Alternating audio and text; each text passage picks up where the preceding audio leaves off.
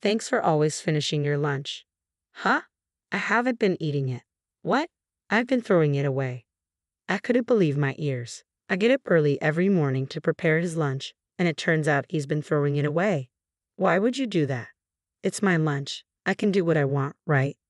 I was heartbroken seeing my husband laugh as he said that.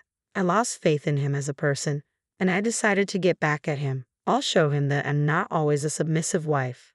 Please marry me. Yes. 1 year after we started dating, I married my husband. We met at work. He was at the head office, and I was in the sales department. While we were dating, he always put me first, taking me to my favorite places and letting me eat my favorite foods. Every day, I felt happy thinking about the wonderful life that awaited us. But after we got married, his attitude changed drastically. He began to nitpick everything I did and made all the decisions himself. He became a controlling husband, and things gradually got worse. Recently, something truly unforgivable happened. Huh? What did you just say? I told you to start making lunch every day from tomorrow. Why? It's normal for a wife to make her husband's lunch, right?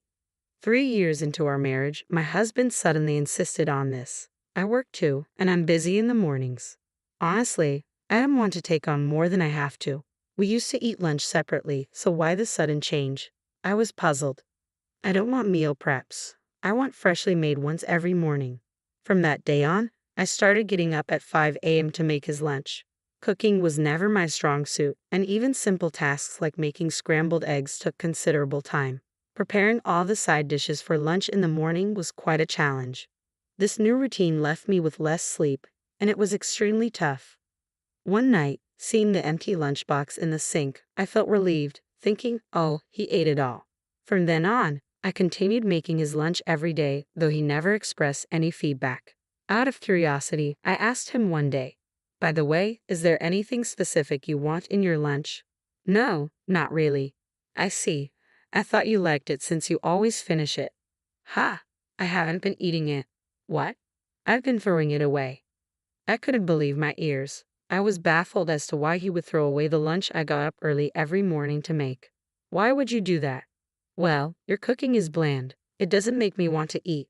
But I get up early and put a lot of effort into making it. Then make something that makes me want to eat. But you don't have to throw it away. You made it for me. I can do whatever I want with it. I was stunned. Why would he have me make lunch in the first place? When I asked him, he nonchalantly responded, because it's fun. He made me make lunch just so he could throw it away. I never thought he would do such a thing. I was so heartbroken that I cried myself to sleep that night and didn't make his lunch the next day. My husband got furious. I saw no point in preparing his lunch knowing he wouldn't eat it. But if I snapped back, I knew he would throw a temper. So I decided to fix his lunch again starting the next day, even though it was going to be thrown away anyway. Feeling more and more hollow each day as I made his lunch, I gradually began to prepare fewer items. You've been slacking off recently, haven't you? Do you think I wouldn't notice? I'm sorry, but if you're not going to eat it, it's the variety of food that makes me feel refreshed when I throw it away. Don't you get it? I don't understand at all. Due to my lack of sleep every day, I was so exhausted that I started making mistakes at work. That's when I heard a troubling rumor. Apparently, my husband had been bad-mouthing me. When I asked a colleague who had been on a business trip to our headquarters for details, he said my husband was calling me a useless wife and saying things like, she can't do anything without me. She has no will of her own. It was bad enough to know he was saying these things behind my back, but hearing it confirmed, I couldn't just sit back and take it. Over the weekend, I decided to confirm the truth and asked a close friend who works at the headquarters. Mickey, I've heard it too. Really? Yeah, your husband is pretty harsh on women. I don't know if it's because he's good at his job, but he seems to think women should only be assigned to make photocopies or something. No way. He wasn't like that before we got married. Did you do something? It's the other way around. I'm the one being treated poorly. How's he treating you? I explained to Mickey about him throwing away my lunch. As she listened, she became visibly angry, wrapping me in a tight hug as tears welled in her eyes. You've been so patient. I can't imagine how tough it must have been. Why are you crying, Mickey? I'm crying for you, you fool. But this is unacceptable. He needs to learn his lesson. That's true. He's really wronged you. Have you thought about getting a divorce? I'm worried about finances right now. You can handle that. I'm more worried about you. You're numb to the pain even after being mistreated like that. That's a sign you're not okay. It's not like I'm numb. I'm pissed. Then Mickey gave me a serious look. Do you want to get a divorce? In truth, the idea of divorce had been lingering in my mind. Thankfully, we didn't have any children. I found myself contemplating whether I should continue enduring life with my abusive husband indefinitely. To weigh my options, I wanted to take advantage of this opportunity. I gazed directly into Mickey's eyes and said, "There's something I want to try. Will you help me?" "Of course." "Thank you. I want to use your position." You see, Mickey is actually the granddaughter of our chairman. Moreover, she's currently working as an executive assistant at the headquarters. I can't overlook the opportunity to enlist such a powerful ally. That's quite an idea. I see where you're going with this. I'm starting to look forward to it. If this goes well, I can make my husband feel ashamed of himself. The following Monday, as usual, I handed my husband his lunch. "Do you have time tonight?" "What's this about all of a sudden?" "You know Mickey, my friend who works as an executive assistant." "Yeah, what about her?" "Mickey says she'd really like to invite us to dinner. Apparently, the chairman will also be there." "The chairman.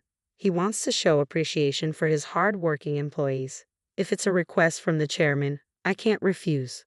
"All right." I thought he would be suspicious, but surprisingly, he agreed quite easily. Perhaps he was pleased with the thought of being invited by the chairman. With that, everything fell into place. After work, I met up with my husband and confirmed once again that he had thrown away his lunch. Then we went to the restaurant specified by Mickey for dinner with the chairman. My husband seemed pleased with the fancy place and began to boast about his competence. Today, I finished my work early and helped my colleagues. You know, being reliable is hard work when you're this good at your job. Is that so? The chairman's granddaughter is beautiful and she's an executive assistant, so I bet she's good at her job too. I'm just doing my job like everyone else. You don't need to be so humble. You're far different from my wife. He got on my nerves a bit, but the chairman moved on to the main topic. You get a packed lunch from your wife every day, don't you? Yes, she does work hard on that. What a wonderful thing, a lovingly prepared lunch from your wife. But it's the same thing every day. I'd like something extravagant once in a while. That's not something you should expect from your wife. Really, don't you, as a chairman, get extravagant lunches? I prefer something simple. It's an everyday thing, after all. Oh, you're just joking. You've even arranged for us to eat in such a wonderful place today. My husband's attitude was completely different from usual. He must have been trying to put on a good show in front of the chairman. I watched nervously, unsure of how it would unfold. "So, you don't cook?" the chairman asked. "Cook? No, that's women's work. I don't think that's the case nowadays. I think it's normal for men to work outside the home and for women to take care of the home. We both work, but ideally I'd like my wife to stay at home." "Really? Men are breadwinners and women are homemakers. That's how it's supposed to be." "That's a rather old-fashioned way of thinking." "Really? I think all men in the world would think the same way. Despite the increase in women's participation in society, they end up taking maternity leave or quitting their job. In the end, it's men who run society, and it's the same in our company as well. Don't you agree, Mr. Chairman?" That was the first time I heard such a thing, but he should know that we can't live on his income alone. He was spouting derogatory comments about women, but the chairman avoided addressing them and continued the conversation. "What do you think of men who cook?" he asked.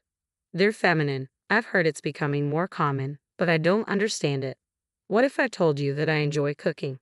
Would you think I'm feminine?" "Ha! And what if I told you that I, not your wife, made today's lunch? What would you do?" "You're kidding, right?" You could feel the chairman's anger seeping through his words, and it's understandable because his handmade lunch was thrown away. "Hey, what's this about?" "What do you mean?" "What you said yourself. You didn't eat your lunch today, right?"